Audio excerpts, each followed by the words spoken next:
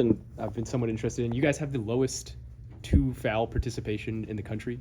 I'd imagine that's got to be like an ideology type of thing. Just kind of where did you pick that up, do you think? Yeah, I've always believed in just not playing with two fouls, and I know that the analytics say differently. You know, I know that you're probably better off playing them, but I was raised that way, and so I've always been that way. I'd rather have you in the second half when the game's on the line.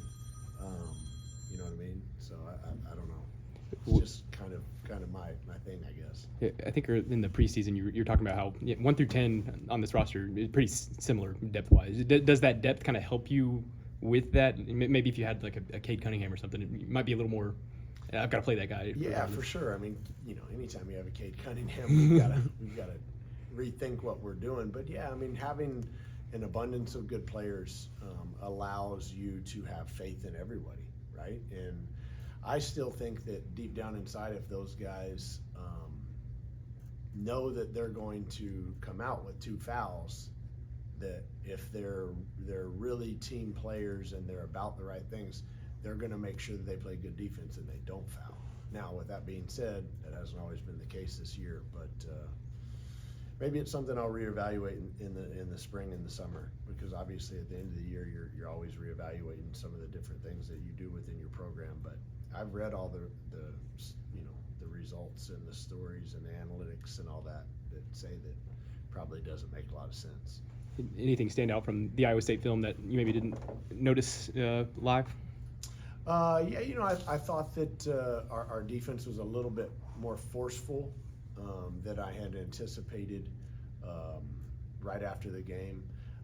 I was really taken back at about how poorly we both shot the ball. I mean, I thought we both had some good looks and just did not make them for whatever reason.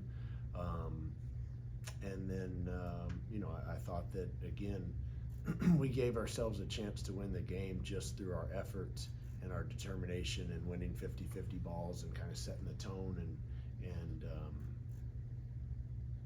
you know, getting the crowd into it, those sorts of things. You know, the crowd was great. Those students were great. I'm still obviously just happy for them to be able to enjoy a moment like that. And moving forward, you know, you want to have many more of those moments and get the basketball program to where it's 2 top 10 teams playing back in Gallagher-Iba and a full arena and those sorts of things. So something to build on for sure. There's so much focus on, you know, where the season is as a whole and you know, where this program's going for the future. But like Khalil was just in here and he talked about, he said, you know, I have 4 games left, and he said I'd never been a part of a court storming before, and he just talked about how much that meant to him personally. He's like, that's the kind of moment I hoped I would have when I came here. Just how rewarding is it for you to see guys like that get to experience? Yeah, no, it's really cool. I mean, you know, obviously after the games, and I don't know how much you guys are aware of this, but after games I get a lot of texts, and some of those texts are, after wins especially, are very heartwarming and things like that. And then sometimes after games, people have my number that I don't really want to hear what they have to say, but that's part of being a coach. But back to my original point, there's several of the players, Khalil being one of them, that after the game on Saturday night send you a text and say, hey, thank you. You know, I always wanted to be a part of a program like this, be a part of a big win like this, and albeit we haven't performed at the level consistently enough across the year that we're at the top of the Big 12, you know, it warms your heart to be a part of that person's life, right? I mean, he'll remember that, and our team will remember that, and these students will remember that, and the fans will remember that the rest of their lives. So that's why you do it. I mean, you do it for the wins, you do it for helping them graduate and become successful people, but those moments you never forget. I know, you know, you're a pretty competitive guy. You've been honest about that. You've talked about at different points, you know, you said after the game the other night, you know, 4-4 last 8, that's good, but that's not, I don't want to be there. Yeah. When you get those texts from Khalil and other guys, like, I don't know, does that help you maybe find some enjoyment, even though things aren't where you know, would like it to be? For sure. And the more you guys get to know me, I'm very driven and I'm very focused, and so I probably don't do a good enough job enjoying the wins. I'm always kind of on to the next thing, and I've always kind of been wired that way. But one of the assistant coaches said it to me. He goes, "You seem to have enjoyed last week more, even prior to that game." And man, it's so hard because this job is all encompassing and it's such a business that you don't get to have fun with the guys enough. And it kind of hit me, square in the face when he said that, that we need to have more fun, we need to have more joy, we need to, do some things and lighten some things up. And maybe that's helped our team over the last couple of weeks because we've tried to do that a little bit more. But there's also a fine line between doing your job and handling your business and having fun. I always say that, and I write it on the board before every single game. The three things that never change on our board is compete and fight, have fun equals win, because winning's fun. What things have you done to inject some joy? Well, I mean, I think we've had some video sessions where we've done hype tapes and seen the guys have fun and diving on the floor and making threes. And then I think the other day, right before film, they were making fun of me, and they like to murmur things or they say stuff under their breath all the time. And so I called them out and said, "Well, what are you saying, Keller?" And so Keller said that I looked like, I'm going to draw a blank on who it was. You'll have to ask him next time. But then, I said, "Well, who's that? I don't know who that is." Because a couple of the referees in the league, they say I look like Stuart Sink. And obviously those guys have no idea who Stuart Sink is. So I said, "Well, I don't know who this is." And I said, "Well, do y'all know who Stuart Sink is?" And they go, "No." And so we pull up a picture of Stuart Sink. So then I want to know who they called me. And then they pull up a picture of the guy that, whoever it was. And then Zeke, our video guy, thinks he's pretty smart and funny. He pulls up a picture of Mr. Clean, right? And so, I mean, just little stuff like that. Enjoying being around one another. But that's something we've done earlier in the year too. Like in Charleston, we did one night where who's your lookalike? What do they call it? A doppelganger? Mm-hmm. Who's your doppelganger? So we try and do different things throughout the year, but I guess last week it just worked for us. So when we asked him later, did whoever Keller had said, did you agree that you looked like him? Or? A little bit. I mean, a scruffy bald white guy. Yeah, I mean that kind of fit the bill. I didn't even know his movies. Let's just say that. So that doesn't mean a whole lot because I don't watch a lot of movies, but nonetheless, we all have our opinion of what we look like.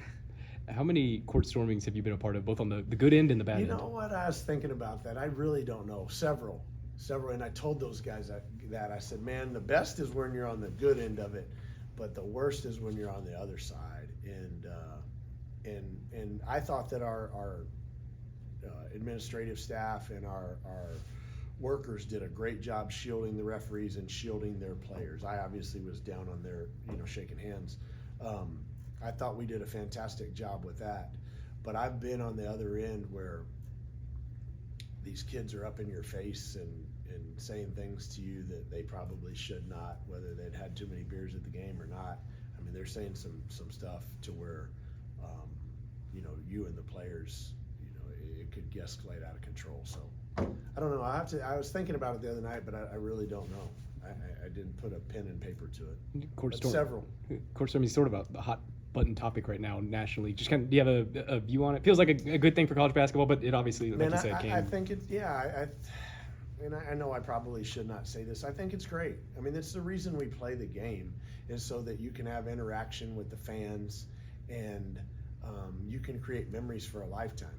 With that being said, I do think that there needs to be precautions to protect the referees and the opposing team, right? There's been issues where people haven't done that across college athletics, and I don't ever want to have anybody hurt. But man, I mean, again, I say it all the time. You listen to people around here talk about Gallagher, being full, 13, 6, 11, great memories that my friends and I made. Well, these are part of those memories, you know? These are part of those memories. So I'm happy to, number one, win and have this situation, but more importantly, that these kids get to enjoy it.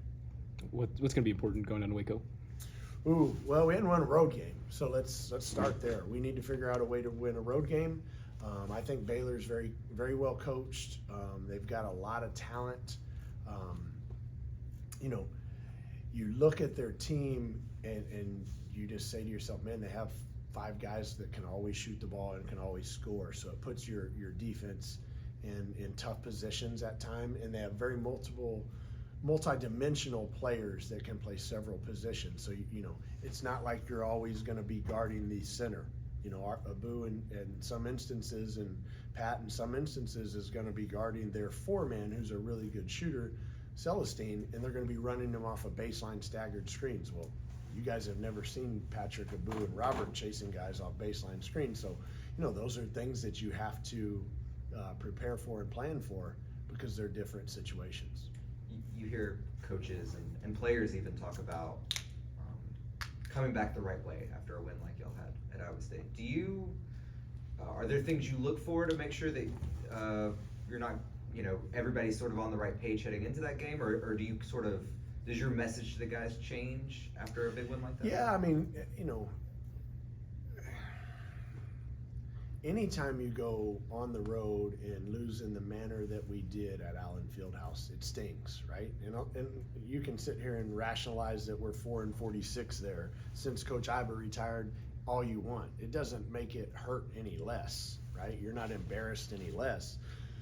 So anytime that you have those situations, I mean, you're really cognizant of where your team is mentally, right? Just as Kansas was heading into our game, I was the same way heading into Iowa State, because you know, you lose at Kansas, you lose at Iowa State, or lose against Iowa State at home. Now you got to go on the road to Baylor, then you got to go to Central Florida. I mean, it can steamroll on you, and you've seen that within our league several times this year, where people will lose 2, 3, 4, maybe even 5 in a row, but then they get their head above water and they're able to get back. So you're always just trying to make sure that your team's in the best mental space that they can be, you know, heading into the next game.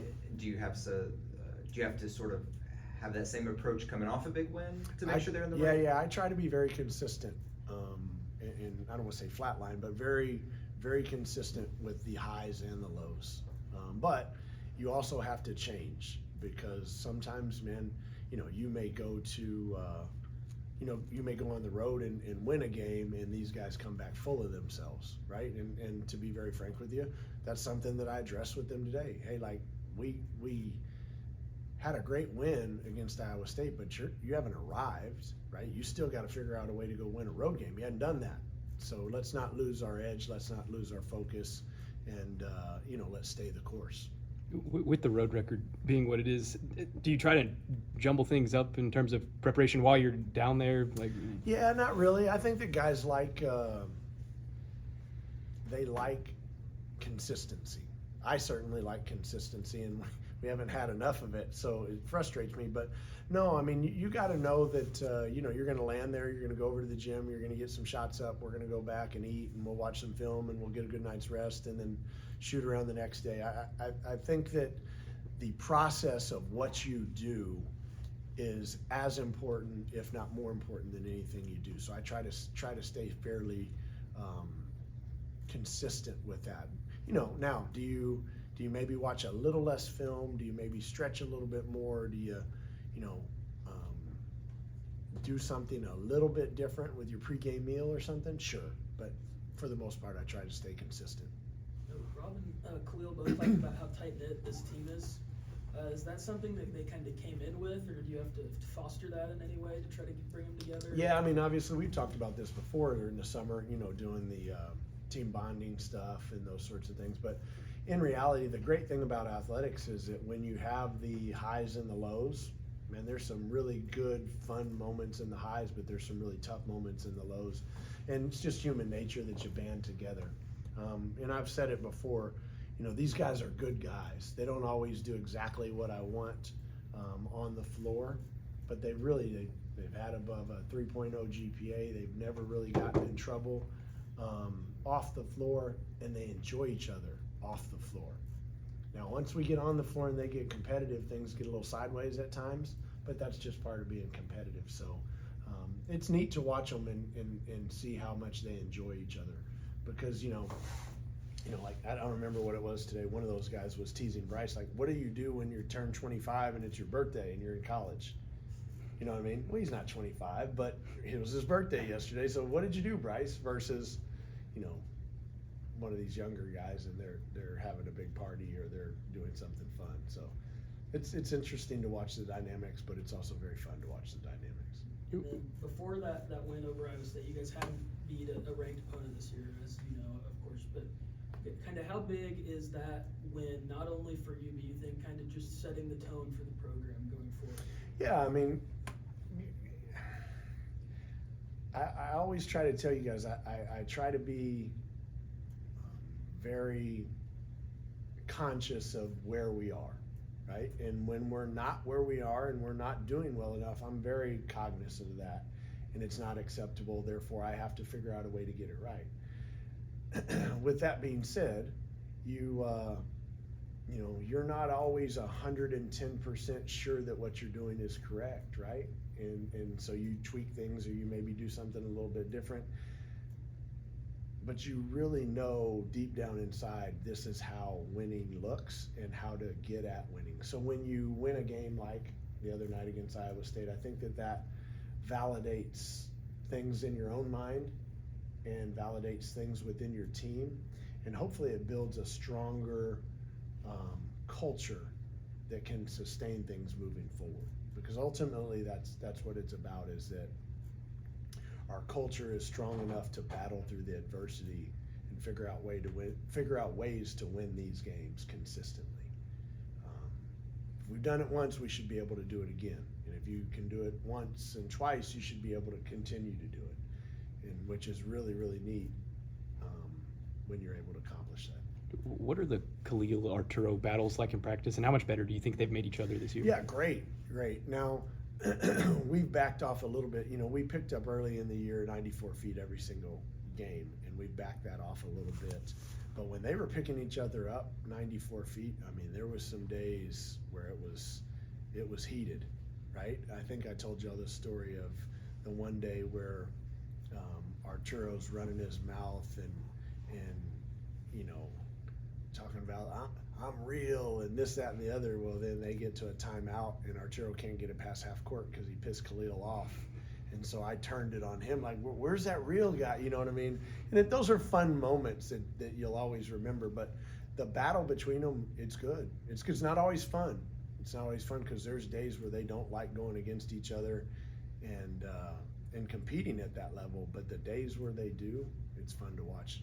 And I think it's helped both of them, especially moving up a level, right? And when you move into the Power 5 ranks, there's definite differences, and that's toughing both of them up. Good.